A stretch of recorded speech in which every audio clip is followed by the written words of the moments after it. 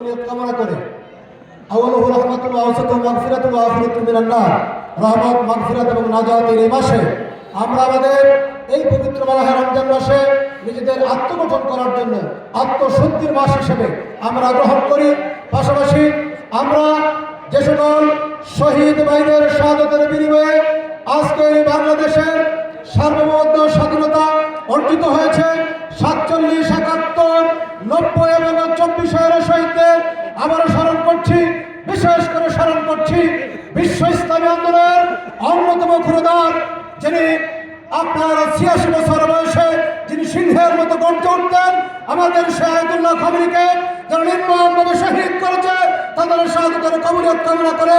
সময় অত্যন্ত কম, প্রিয় ভাইয়েরা আমার, আমি এই বাজারের ব্যবসায়ী ভাইদের উদ্দেশ্যে বলবো, আমরা যারা ব্যবসা করি বিশ্বের বিভিন্ন ইসলামী রাষ্ট্রে রমজান মাস উপলক্ষে তারা পণ্যের দাম কমিয়ে দেন।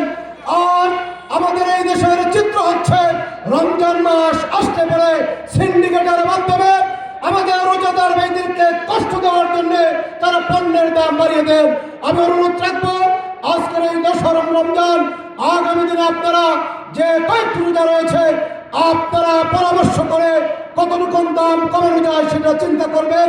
আমি শেষ করবো যে কথা বলে, আমার সম্মানিত প্রধান অতিথি জামের কারণে আটকে গিয়েছিলেন, এই মুহূর্তে আমাদের মধ্যে এসেছেন। প্রিয় ভাইয়ের আমার, আমি শেষ করবো যে কথা বলে, আমরা গত 12 তারিখের নির্বাচনে বাংলাদেশের যে নতুন সরকার প্রতিষ্ঠিত হয়েছে তাদেরকে আমরা স্বাগত জানাই। পাশাপাশি এই বলে সতর্ক করি, আপনারা আসার পরের দিন থেকে যে ধরনের আপনার পরিবর্তন করা শুরু করেছেন সেগুলোকে আপনারা চিন্তা ভাবনা করে করবেন।